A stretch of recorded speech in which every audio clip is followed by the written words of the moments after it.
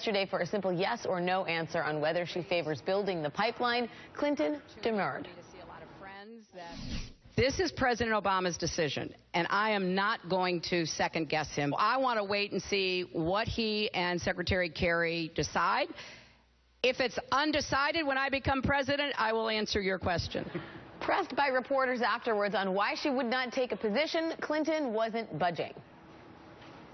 I will not do it, and I'm sorry if people want me to. I've been very clear. I will not express an opinion until they have made a decision. If this is the #1 issue on people's minds, then they're going to have to wait to see what Secretary Kerry and President Obama decide to do about it. Joining us now, correspondent for The Upshot at the New York Times, Josh Barrow, senior political writer for BuzzFeed News, McKay Coppins, and contributor for the Daily Beast, Anna Marie Cox.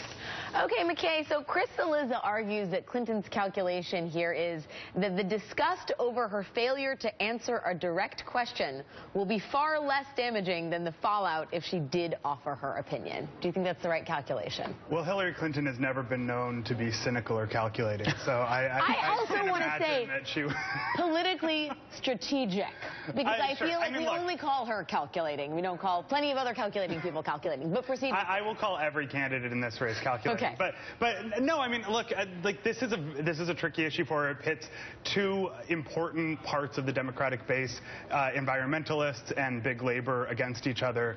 I mean, it is crazy. If she was in a competitive Democratic primary, a truly competitive race, you've got to believe she would have to take a position. This is one of the byproducts of having a very, basically a coronation for Hillary Clinton, that like she doesn't really have to take positions on issues like this that are tricky for her. And so, yeah, I mean, I think that it was probably politically smart and to the disadvantage of Democratic primary voters. There's something, Anna Marie, about saying I'll basically answer that when I'm president that I think is disconcerting to people who want to know where she stands on an issue. Now, I mean, maybe it's not the most important issue in the race, but as McKay says, it is a cleave between the liberals and the sort of more centrist Democrats, and in that way it's important.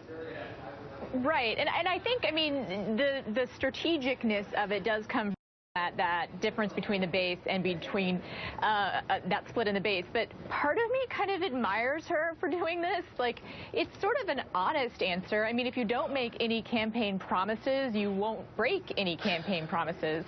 And to a certain extent, like, this is what happens with every candidate, right? Like, we find out what kind of president they're going to be when they're president. That said, I think this kind of represents her entire campaign, which is sort of a version of trust me, you know me, I'll do the right thing, don't ask me any specifics.